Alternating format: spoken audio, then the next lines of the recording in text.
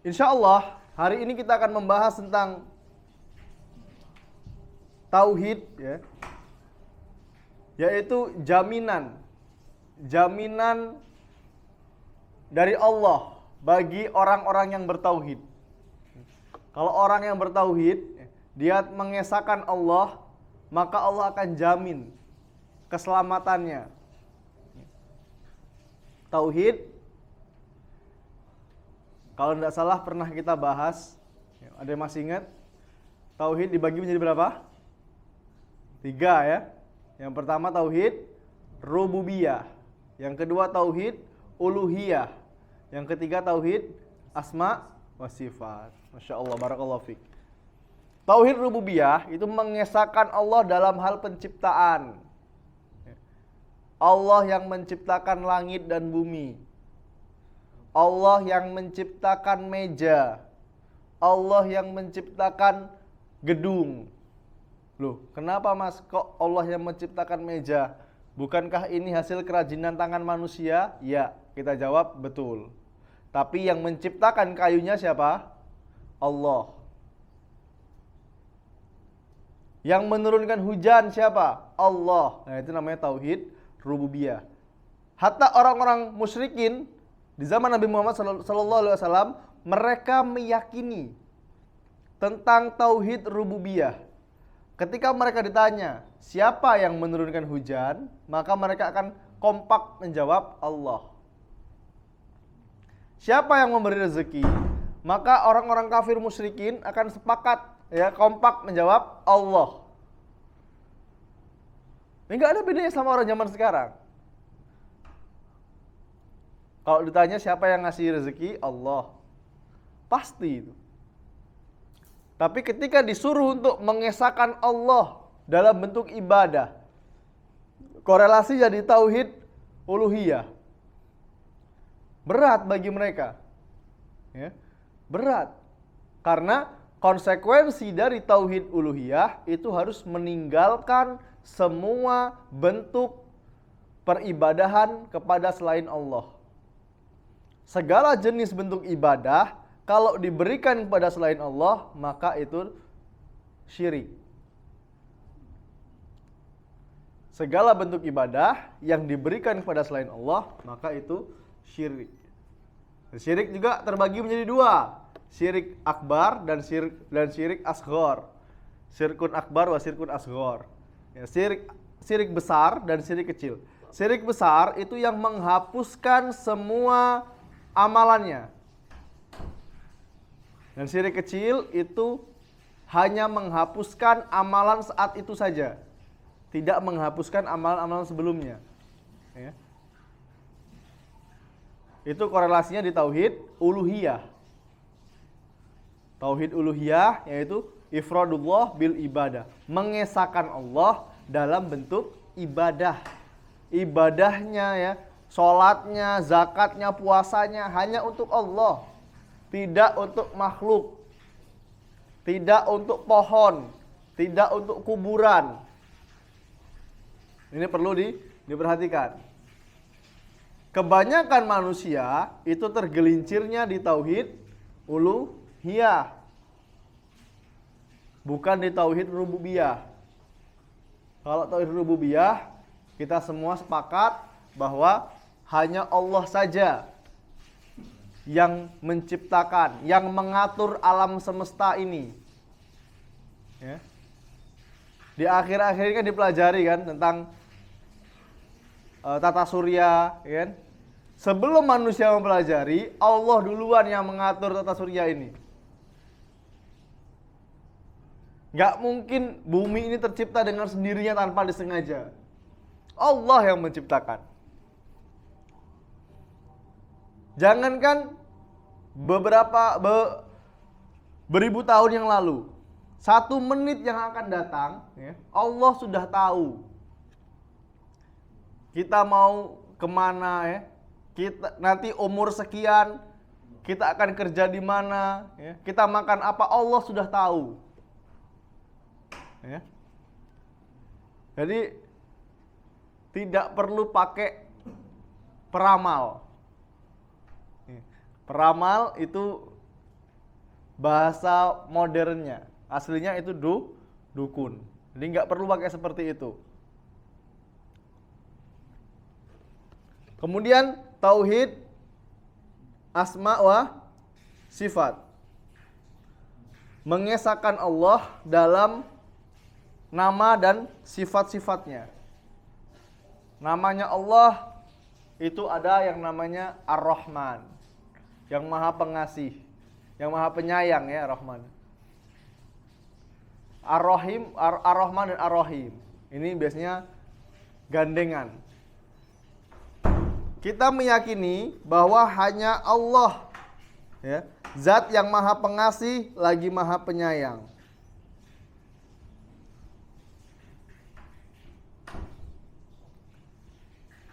Ada namanya Allah Al-Aziz, yang Maha Perkasa. Tidak ada manusia yang lebih perkasa ya dibandingkan Allah. Tidak ada manusia yang lebih kuat dibandingkan Allah. Kita berdoa menggunakan nama-namanya Allah itu sangat-sangat dianjurkan, ikhwan. Ya, berdoa menggunakan nama-namanya Allah. Dan orang yang sudah merealisasikan tauhid, ya, kemarin sudah kita bahas cara merealisasikan tauhid, itu dia mendapatkan jaminan dari Allah Subhanahu wa taala. Tidak dilakukan lagi, ikhwan fiddin, bahwasanya tauhid memiliki kedudukan yang sangat besar dalam agama Islam. Tauhid ini kedudukannya sangat besar. Dia mau sholat, ya, mau membayar zakat, puasa, kalau dia tidak bertauhid, maka tidak akan diterima.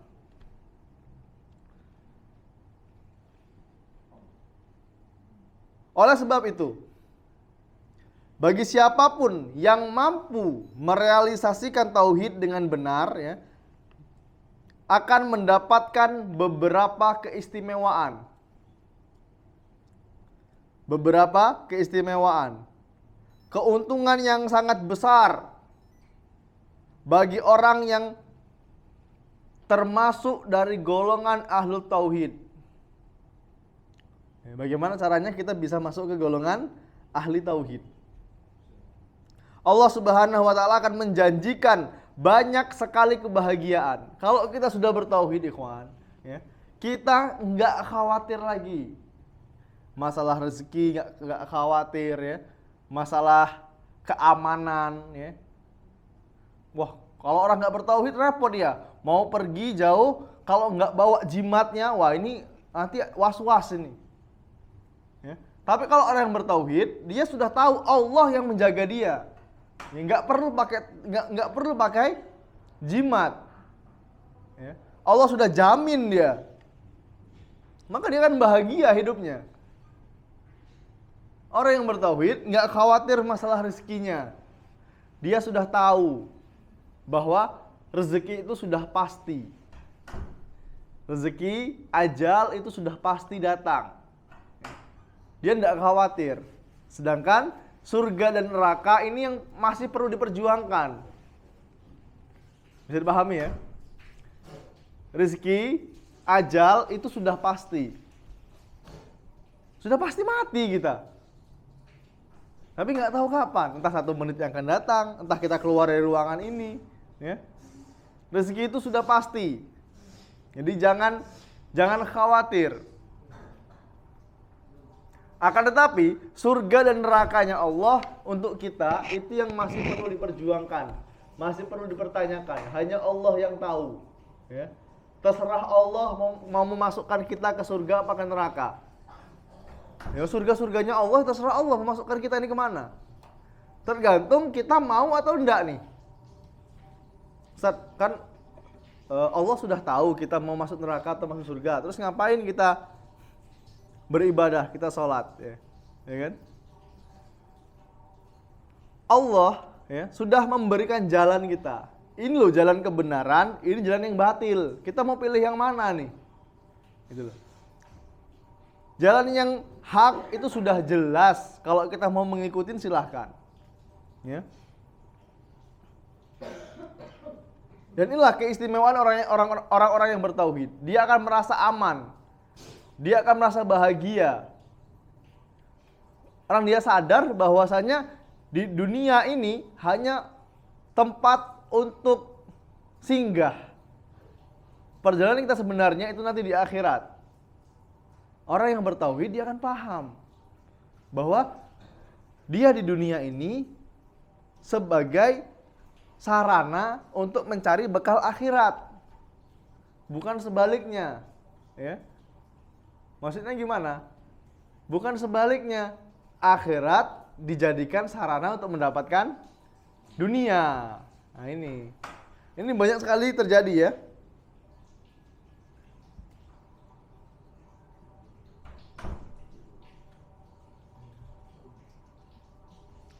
Ini banyak sekali terjadi, menjadikan akhirat sebagai perantara untuk mencari dunia. Dan kita berharap semoga kita termasuk dari orang-orang yang termasuk dari ahli tauhid. Keistimewaan ya, atau keamanan Allah Subhanahu wa taala menjamin keamanan dan petunjuk bagi siapapun yang mentauhidkan Allah. Bagi siapapun yang mentauhidkan Allah. Allah Subhanahu wa taala berfirman, "Alladzina amanu wa lam yalbisu imanahum bidzulmin ulaika lahumul amnu wa hum muhtadun." Kata Allah Subhanahu wa taala, orang-orang yang beriman dan tidak mencampur adukan keimanannya dengan kezoliman, mereka itulah orang-orang yang mendapatkan keamanan, dan mereka itu adalah orang-orang yang mendapatkan petunjuk. Ini perlu diingat ya, surat Al-An'am ayat 82. Sebagai pedoman kita bahwasanya orang-orang yang beriman dan dia tidak mencampur adukan keimanannya dengan kezoliman, mereka lah orang-orang yang mendapatkan keamanan, wahum muhtadun, dan mereka juga orang-orang yang mendapatkan petunjuk. Alladzina amanu wa lam yalbisu imanahum bizulmin. Zulmin, kezoliman ya, di sini mencakup 3 perkara, ikhwan. Ya. Kezoliman yang dimaksud di sini mencakup 3 perkara. Yang pertama, kezoliman terhadap haknya Allah, yaitu dengan berbuat kesyirikan. Kalau seseorang melakukan kesyirikan, maka dia jelas sudah melakukan kezoliman. Zolim kepada siapa? Kepada Allah. Apa pengertian zolim? Zolim itu menempatkan sesuatu bukan pada tempatnya. Lawan dari hikmah. Kalau hikmah itu menempatkan sesuatu pada tempatnya. Tahu porsinya. Kita dewasa nih, pakai sepeda anak kita misalnya. Zolim itu namanya. Karena menempatkan sesuatu tidak pada tempatnya. Orang sholat tapi menyembahnya kuburan, menghadap ke kuburan, ini namanya zolim, karena harusnya nggak di situ, gitu loh. Ya. Zolim itu menempatkan sesuatu bukan pada tempatnya. Kita pakai sendal kecil, sendal anak kita misalnya, zolim itu namanya. Ataupun anak kecil pakai sepatu orang dewasa, zolim juga itu namanya. Badan kita besar nih, pakai motor listrik misalnya kecil, zolim itu, ya. Kita naik tunggangan yang kecil, sedangkan badan kita besar. Ini harus diperhatikan, ikhwan. Itu termasuk kezoliman. Nah, di ayat ini, ya, zolim yang dimaksud itu adalah kezoliman terhadap haknya Allah, yaitu seseorang melakukan kesyirikan. Yang dimaksud kesyirikan di sini adalah syirik besar yang dapat mengeluarkan pelakunya dari Islam. Jangan sampai kita keluar Islam tanpa sengaja. Ya. Nggak sengaja keluar dari Islam, ini gimana ini? Karena apa? Kebodohan tadi. Sekarang, ya, uzur bil jahal, ya, alasan karena kebodohan itu hampir dihilangkan, ikhwah. Bisa jadi dihilangkan. Kalau dia sama sekali tidak kenal ilmu agama, ya, tidak ada sarana untuk belajar agama, mungkin dia bisa dapat uzur bil jahl, alasan karena kebodohan. Tapi dia tinggalnya di kota Lubuk Linggau. Kajian tauhid ini hampir setiap hari. Dia bisa mencari nih. Kalau nggak bisa datang ke kajian, di online banyak sekarang kajian tauhid. Dia sudah berdosa tidak belajar ilmu agama, dan dia berdosa karena menyekutukan Allah. Seandainya dia tinggal di atas gunung, ya, tinggal di tengah-tengah hutan, nggak ada manusia sama sekali, nggak ada ustadz, nggak ada dai di sana yang menyeru pada tauhid, mungkin dia bisa dapat uzur bil jahl. Alasan karena kebodohan, dia menyembah batu misalnya. Sedangkan dari kecil, ya, dia tidak mengenal tauhid. Ini bisa mendapatkan uzur, alasan. Tapi kalau dia tinggalnya di tengah-tengah kota, melakukan kesyirikan, nggak ada lagi uzur yang perlu diperhatikan. Kemudian yang kedua, ya, kezoliman yang dimaksud di sini adalah kezoliman seseorang terhadap dirinya sendiri. Kezoliman seseorang terhadap dirinya sendiri, yaitu dengan berbuat maksiat. Berbuat maksiat. Kalau orang melakukan maksiat, itu dia sudah menzolimi dirinya sendiri. Bahaya ini. Ya. Maksiat baik secara terang-terangan atau secara sembunyi-sembunyi. Ini sudah sering kita bahas, ya.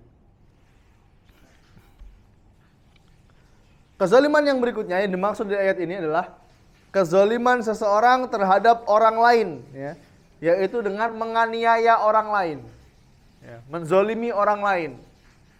Tapi kalau kita dizolimin orang lain, ikhwan, ya, cukup kita berdoa aja. Berdoa apapun. Kalau bisa doa yang baik-baik aja doanya, yang bagus. Karena doa orang yang terzolimi itu tidak akan tertolak. Tapi terkadang kita ini, kalau kita dizolimin sama orang, wah seperti kita ini merasa, apa ya, yang paling menderita. Masya Allah. Padahal ini adalah balasan dari kezaliman kita sendiri. Ya, kita ditipu sama orang misalnya, wah Masya Allah, Subhanallah, ini gimana ini. Padahal dia lupa, dia dulu pernah zolim juga sama orang. Nah ini hati-hati, karena al-jaza min jinsil amal. Balasan itu akan sesuai dengan perbuatan. Jadi dalam Islam itu tidak ada yang namanya istilah hukum karma. Ya, nggak ada. Yang ada itu adalah al-jaza min jinsil amal. Balasan itu tergantung dengan perbuatan. Kenapa kesyirikan disebut dengan kezoliman? Ya, karena menunjukkan ibadah kepada orang yang tidak berhak menerimanya. Syirik disebut dengan kezoliman, ya. Inna syirka la zulmun azim. Sesungguhnya kesyirikan adalah kezoliman yang besar. Karena dia menunjukkan ibadah kepada orang yang tidak berhak. Ini adalah kezoliman yang paling zolim. Ini gimana nih? Kezoliman yang paling zolim. Karena pelaku kesyirik, ya, menunjukkan ibadah kepada yang tidak berhak menerimanya. Mereka menyamakan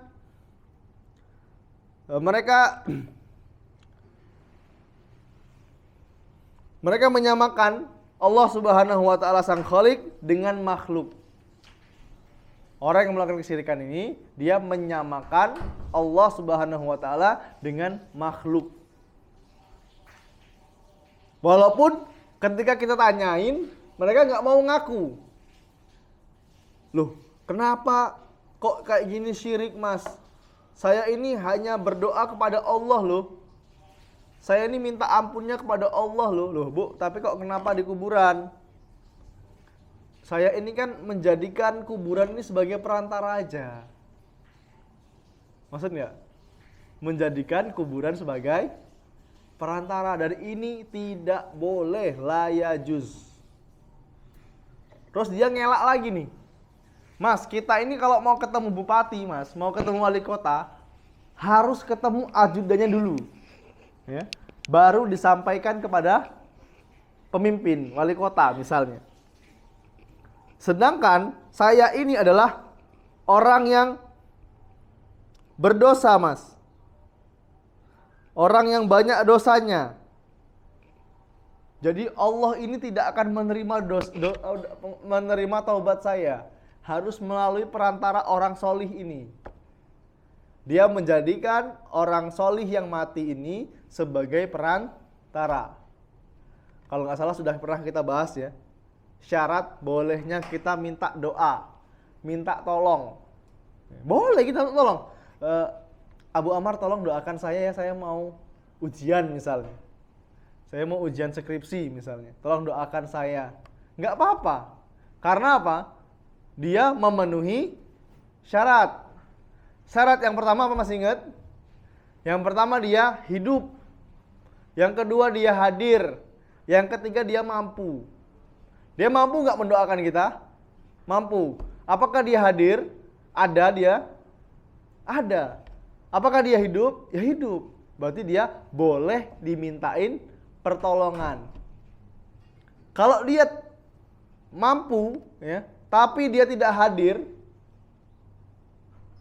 walaupun dia hidup, tapi dia tidak hadir di depan kita, maka tidak boleh dimintain pertolongan. Maksudnya nggak ada komunikasi ya, nggak ada sosial media ya. Nggak, misalnya Abu Amar di Saudi misalnya, lagi umroh, nggak pernah kontekan kita, ya, atau jadi TKI ke sana. Nggak pernah komunikasi, tahu-tahu saya berdoa, ya Allah, ya wahai Abu Amar, tolong doakan saya. Ini nggak boleh ini, ya, karena dia tidak hadir di depan kita. Kalau lagi video call, tolong doakan saya ya, ini boleh, ya. Apalagi minta doa kepada orang yang sudah mati. Nah, inilah yang disebut dengan kezoliman. Kalau mendoakan boleh, ya. Bukan berarti kita melarang untuk berziarah kubur ya. Mau ziarah kubur monggo silakan. Bagus, sangat dianjurkan malahan. Ya, mendoakan orang mati dianjurkan sekali. Yang tidak boleh itu minta doa. Ya, kalau di kampung saya masih banyak terjadi. Besoknya mau nikah, minta doa dulu ke kuburan mbahnya. Disebutkan, "Mbah, besok putumu mau nikah, Mbah. Arab rabi, Mbah. Doake, Mbah." Ini nggak boleh, mbahnya aja lagi diazab sama Allah kok. Ya. Mbahnya ini masih diazab sama Allah ini. Kalau mau minta doa sama orang yang masih hidup. Minta doa kepada mbahnya yang masih hidup, minta doa pada orang tuanya, bukan kepada kuburan. Ini secara logika pun kita nggak bisa nerima seperti ini. Ya. Bisa dipahami ya? Bukan berarti kita melarang untuk ziarah kubur. Boleh, ziarah kubur itu sangat-sangat dianjurkan. Untuk apa? Untuk mengingat kematian. Coba sekali-kali kita datang ke kuburan nih. Datang ke kuburan, pakai mobil kita yang paling bagus. Nah, lihat ke kuburan nih. Kita bakal mati loh seperti dia, seperti mereka ini kuburan ini. Gitu loh, tujuan kita untuk ziarah kubur bukan untuk berdoa, bukan untuk meminta di kuburan. Ya.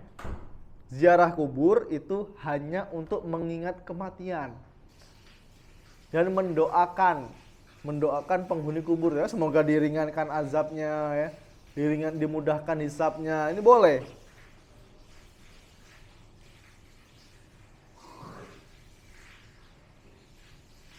Orang-orang yang beriman, ikhwani fiddin rahimani wa rahimakumullah, orang-orang yang beriman dan tidak mencampur adukan keimanannya, mereka mencampur adukan keimanan mereka dengan kezoliman ya, atau kesyirikan, merekalah yang disebut dengan ahli tauhid.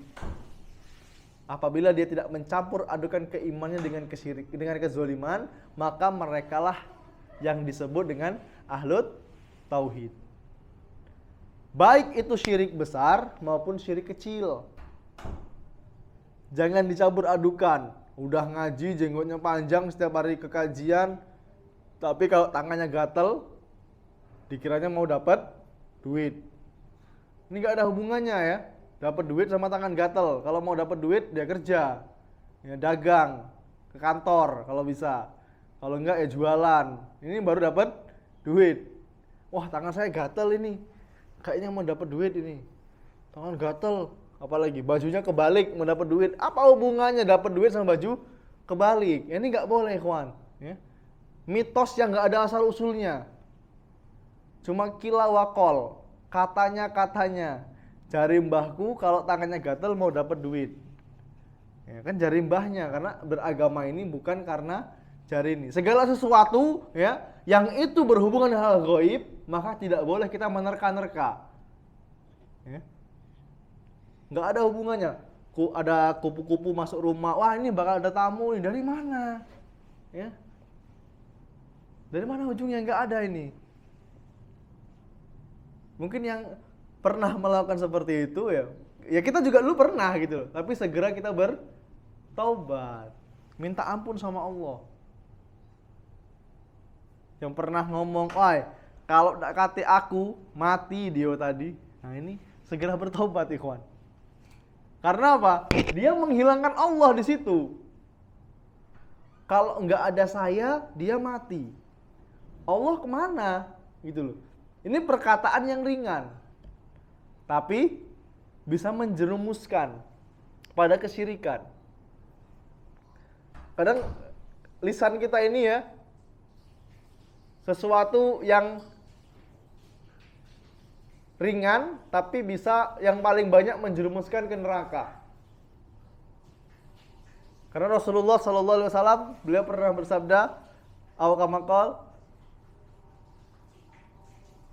innal khotoya ibnu Adam fabilisanihi.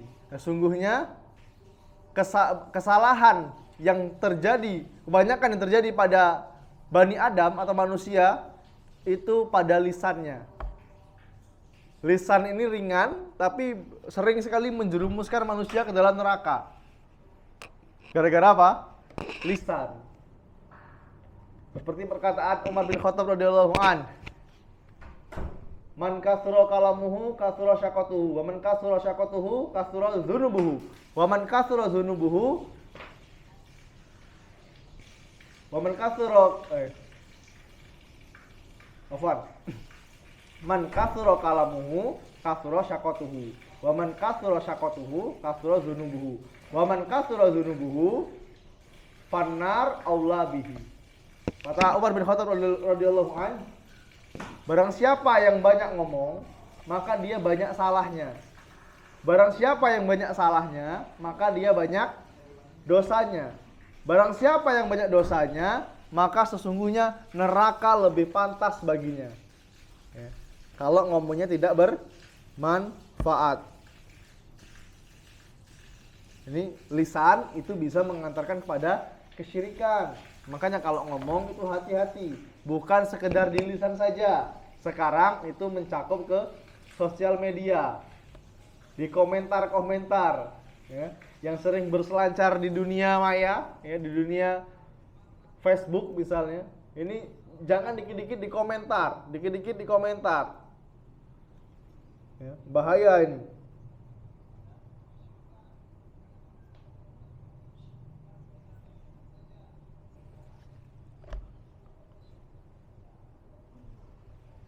Kemudian ikhwani fiddin rahimani wa rahimakumullah, Rasulullah sallallahu alaihi wasallam beliau pernah bersabda, man syahida an la ilaha illallah wahdahu la syarikalah wa anna muhammadan abduhu wa rasuluhu.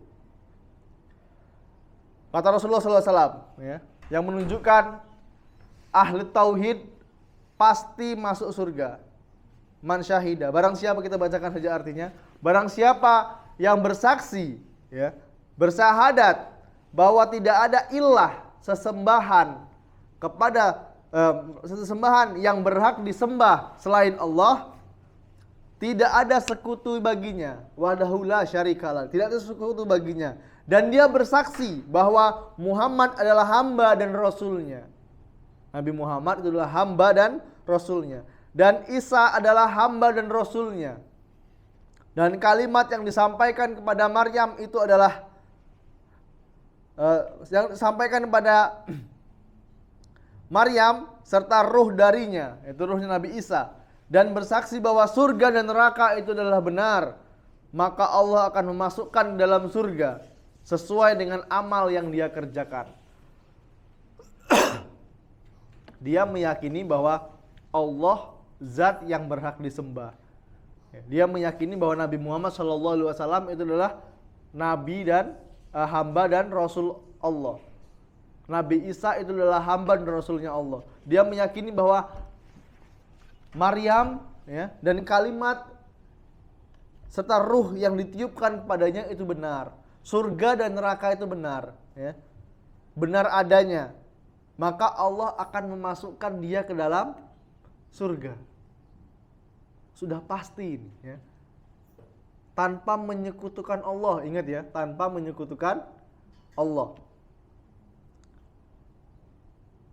Allah akan memasukkan ke dalam surga sesuai dengan amal perbuatannya. Inilah tugas kita beramal di dunia untuk menentukan derajat kita di surga nanti. Ya. Ini merupakan janjinya Allah Subhanahu wa Ta'ala untuk orang-orang yang bertauhid, bahwa Allah akan memasukkan mereka semua ke dalam surga. Ahlu tauhid adalah mereka yang bersyahadat, yang bersaksi dengan persaksian yang disebut dalam hadis yang sudah kita bacakan di atas. Ya. Maksud dari syahadat yang benar ya, harus terkandung 3 hal. Syahadat yang benar harus terkandung 3 hal, yaitu mengucapkannya dengan lisan. Bersyahadat itu harus mengucapkan dengan lisan. Mengilmui maknanya, harus berilmu dulu. Dan mengamalkan segala konsekuensinya, harus berani dengan konsekuensi la ilaha illallah. Tidak cukup hanya sekedar mengucapkan saja. Ya. Sudah beriman, sudah mengucapkan syahadat, sudah selesai. Ya.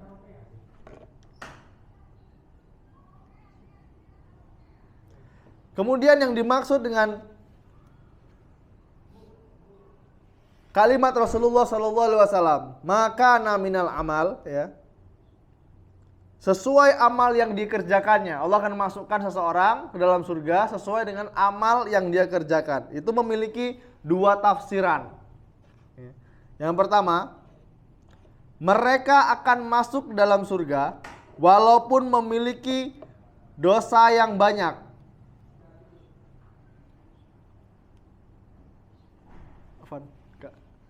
Pencet.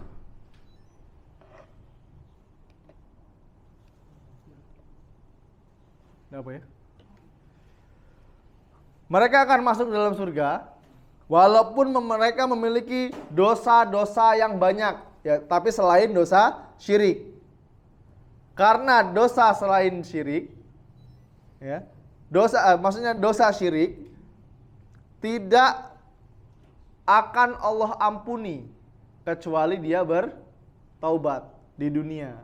Kalau dia sudah mati dan dia membawa dosa syirik, maka tidak akan Allah ampuni.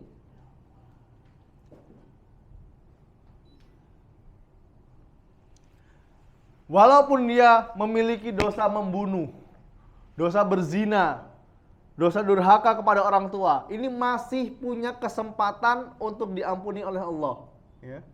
Jadi jangan berputus asa dengan rahmat dan kasih sayangnya Allah.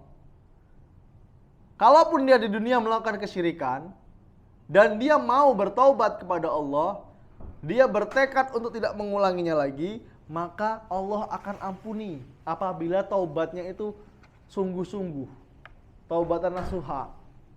Taubatnya benar-benar, maka Allah pasti akan ampuni. Kemarin sudah kita bahas ya hadisnya, sesungguhnya kasih sayangnya Allah itu kan melebihi kasih sayangnya seorang ibu kepada anak, ya kan? Itu yang pertama. Yang kedua, mereka akan masuk surga. Orang-orang ini akan masuk surga. Namun kedudukan mereka dalam surga sesuai dengan amal mereka. Karena kedudukan seseorang di surga bertingkat-tingkat sesuai dengan amal solihnya. Keimanan kita dengan keimanan para sahabat itu berbeda, ikhwan. Ya. Keimanan kita dengan keimanan para nabi dan rasul itu berbeda. Makanya nanti tempatnya berbeda-beda juga. Enggak disamakan.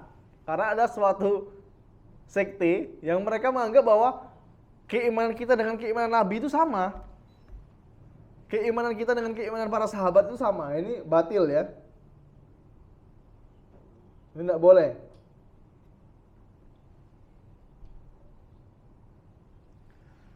Kemudian jaminan Allah yang selanjutnya adalah ahli tauhid itu diharamkan dari neraka.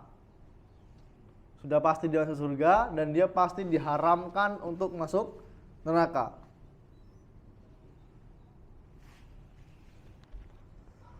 Karena ikhwani fiddin rahimani wa rahimakumullah, neraka itu adalah seburuk-buruknya tempat kembali. Neraka ini seburuk-buruknya tempat kembali. Betapa bahagianya orang yang tidak menjadi penghuni neraka. Dan orang yang mendapatkan ini, yang mendapatkan keistimewaan untuk diharamkan dari neraka, dari siksa api neraka, yaitu orang yang bertauhid dengan benar. Ya, makanya pentingnya kita mempelajari tauhid. Yang membedakan kita dengan orang awam itu adalah pemahaman. Ini perlu kita pahami ya, garis bawahi. Pemahaman. Karena tidak semua orang itu diberikan taufik oleh Allah untuk memahami tauhid. Walaupun dia bisa bahasa Arab ya, dia penampilannya bagus sesuai dengan sunnah, tapi pemahaman dia kepada tauhid itu sesuai dengan sunnah atau tidak, sesuai dengan pemahaman para sahabat atau tidak. Ini yang perlu kita garis bawahi. Karena Rasulullah SAW beliau pernah bersabda, fa innallah harrama 'alan nar man qala. Sesungguhnya Allah mengharamkan neraka bagi orang yang mengatakan la ilaha illallah yabtaghi bidzalika wajhullah. Orang yang mengatakan la ilaha illallah, tidak ada sesembahan yang berhak diibadahi dengan benar kecuali Allah. Yang diucapkan secara ikhlas, yang dia mengucapkan secara ikhlas, hanya mengharapkan wajahnya Allah. Dia mengucapkan la ilaha illallah ini bukan karena ada paksaan, ikhwan, ya, bukan karena terpaksa, tapi dia ikhlas mengucapkan la ilaha illallah ini. Dia benar-benar mengilmui tentang la ilaha illallah. Dia memahami konsekuensi dari ucapan la ilaha illallah tersebut. Maka orang yang seperti ini Allah akan haramkan dia dari neraka, ya. Dan pengharaman dari neraka ini ada dua bentuk. Pengharaman api neraka itu ada dua bentuk. Yang pertama, diharamkan masuk neraka secara mutlak. Diharamkan masuk neraka secara mutlak. Dalam arti dia tidak akan pernah masuk neraka sama sekali. Diharamkan masuk neraka secara mutlak. Dengan arti dia tidak akan mencicipi neraka. Tidak akan merasakan panasnya api neraka. Boleh jadi dia mempunyai dosa, kemudian Allah mengampuninya. Atau dia termasuk dari golongan orang-orang yang masuk surga tanpa hisab dan tanpa azab. Ya. Karena sudah kita pelajari bahwa ada 70.000 umat Nabi Muhammad SAW. 70.000 ya, bukan 7.000. Banyak yang 70.000. Yang masuk surga tanpa azab dan tanpa hisab. Mati, udah nggak ditanyain lagi sama malaikat. Udah nggak disiksa lagi sama malaikat. Ya. Dan nanti di akhirat tidak dihisab. Tidak ditanya harta kamu dari mana, ya, amal kamu bagaimana, nggak ditanyain. Nggak dibentangkan amal kita. Langsung suruh masuk surga. Ada yang seperti ini, yaitu 70.000. Ini enak banget ini. Sudah mati, ya, dalam kuburan, dibentangkan tempat tinggal kita di surga. Ini subhanallah, ya. Ini yang kita harapkan, ya, yang sama-sama kita harapkan. Nggak repot kita, nggak ngantri. Dapat apa namanya? apa kalau bahasa Inggrisnya keistimewaan itu privilege ya. Jadi keistimewaan dia. Orang yang masuk surga tanpa hisab dan tanpa azab. Nggak perlu ngantri lagi ditanyain. Bayangkan ikhwah, dari manusia pertama sampai manusia yang terakhir kita suruh antri, ditanyain nih amal-amal kita. Tapi orang yang diberikan taufik oleh Allah masuk surga tanpa azab, tanpa hisab, mati langsung dibentangkan tempat tinggalnya di surga. Ya. Nggak nunggu lagi, nggak ditanyain man rabbuk, wa man nabiyuk, ma dinuk, nggak ditanyain lagi. Itu yang pertama. Yang pertama tadi ya. Kemudian yang kedua, ya, pengharaman di sini adalah diharamkan kekal masuk neraka. Dalam arti dikeluarkan dari neraka setelah sempat dimasukkan ke dalam neraka dalam beberapa waktu. Bisa jadi dia memiliki dosa di dunia, dicelupkan dulu ke neraka. Mungkin sehari 2 hari lah di neraka. Kemudian Allah angkat, masukkan dalam surga. Kalau orang dalam neraka diambil oleh Allah, dimasukkan ke dalam surga, itu masih mungkin. Tapi kalau orang yang sudah masuk surga tidak mungkin dimasukkan ke dalam neraka. Ini kita murojaah bahwasanya kita masuk surga itu murni 100% karena rahmat dan kasih sayangnya Allah. Bukan karena sodakoh kita, bukan karena banyaknya sholat kita, bukan. Kita melakukan amal solih itu sebagai sarana untuk menentukan kedudukan kita di dalam surga. Tetap kita berikhtiar, kita minta kepada Allah. Allahumma inni as'alukal jannah, ya Allah, aku sesungguhnya aku memohon kepadamu surga. Wa a'udzubika minan nar, dan aku berlindung kepadamu dari siksa api neraka. Terus kita berikhtiar, kita baca doa itu, ya. Karena doa inilah yang dapat merubah takdir.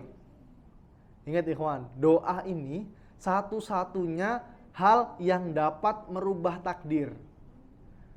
Kalau kita ditakdirkan jadi orang miskin dan kita berdoa kepada Allah, ya Allah, mudahkanlah urusanku, ya Allah, mudahkanlah urusanku, ya Allah, angkatlah derajatku, ya Allah, mudahkanlah rezekiku, ya Allah. Kita berdoa terus sama Allah, bisa jadi Allah rubah takdir kita. Ini contohnya, contoh dunianya. Apalagi di akhirat.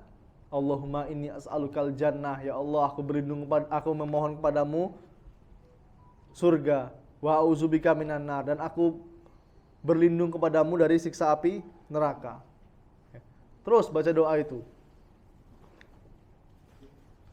Kemudian jaminan dari Allah Subhanahu wa taala,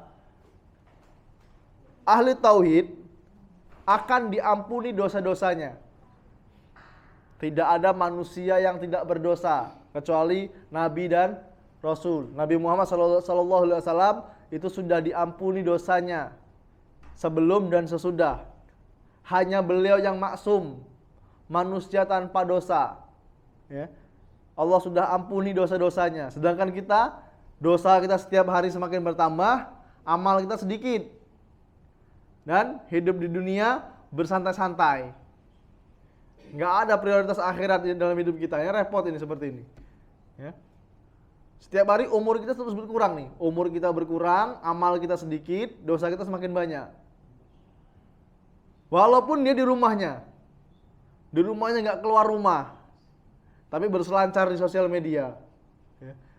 Dosa semua itu nanti isinya.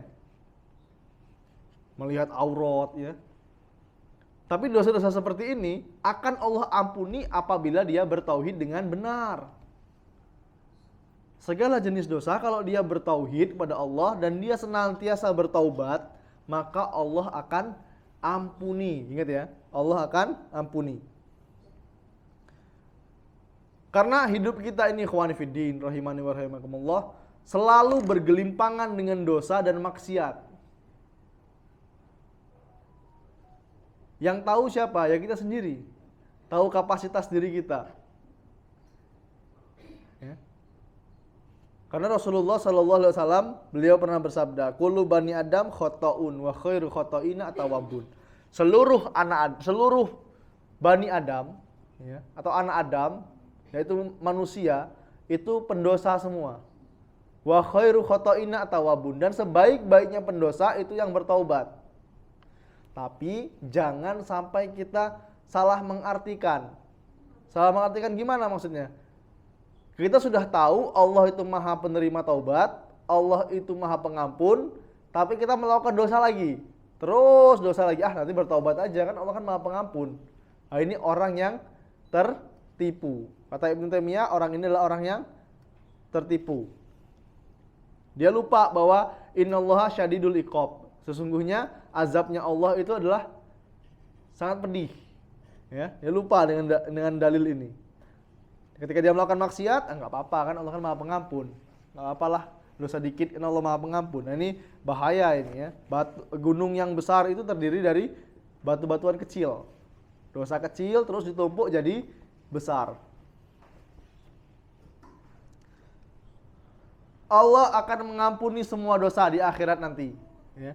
Allah akan mengampuni semua dosa, baik itu dosa riba, dosa membunuh, dosa berzina. Kalau Allah berkehendak mengampuni seorang hamba, maka Allah akan ampuni, kecuali satu, yaitu dosa syirik. Nah, ini harus diulang-ulang terus.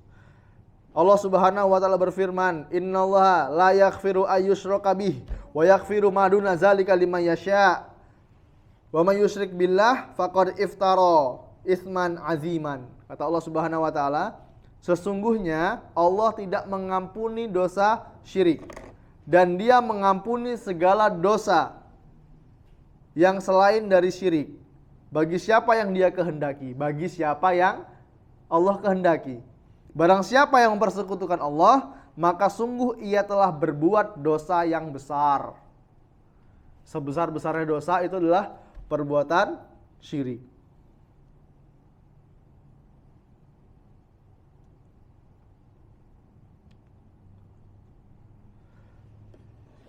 Dalil di atas yang sudah kita sebutkan tadi merupakan dalil bahwa tauhid mempunyai pahala yang besar. Tauhid mempunyai pahala yang besar dan bisa menghapuskan dosa yang sangat banyak. Jadi jangan pernah khawatir, ya, jangan pernah merasa Allah tidak akan mengampuni dosa kita. Pasti Allah akan ampuni, karena Allah itu sesuai dengan prasangka hambanya. Allah sesuai dengan prasangka hambanya. Kalau kita berpikir, wah Allah tidak akan mengampuni saya, Allah tidak akan mengampuni saya banyak dosa, maka Allah tidak akan ampuni. Karena Allah itu sesuai dengan prasangka hambanya. Ya. Mungkin itu dapat saya sampaikan karena pembahasannya nanggung ya. Kalau disambung nanti malah nggak cukup waktunya. Masih ada beberapa menit lagi. Gak ada yang bertanya kan? Ada. Alhamdulillah. Mungkin itu yang dapat saya sampaikan, kurang lebihnya saya mohon maaf, dan kepada Allah saya senantiasa mohon ampun. Kita akhiri, subhanakallahumma wa bihamdika asyhadu alla ilaha illa anta astaghfiruka wa atubu ilaik. Assalamualaikum warahmatullahi wabarakatuh.